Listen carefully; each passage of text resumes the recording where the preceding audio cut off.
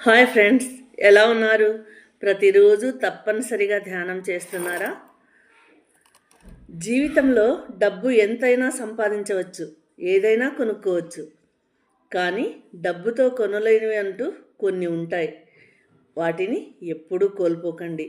అవే కాలం, సంతోషం, స్నేహితులు, కలలు, నమ్మకం, ప్రేమ, ఆరోగ్యం. సమాజంలో రెండు రకాల మనుషులుంటారు. మనం సంపాదిస్తే ఓర్వలేనివారు, మనం ఖాళీగా ఉంటే ఎగతాళి చేసేవారు. కొందరు మనం మంచిగా బతికితే అబ్బా వాళ్ళకేంటి అని అంటారు. అదేమీ లేకుంటే చులకనగా చూస్తారు.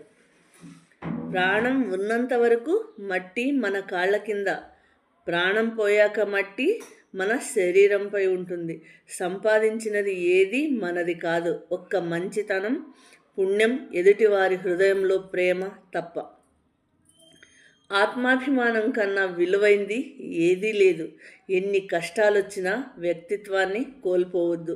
ఏ విషయంలోనూ రాజీ పడవద్దు.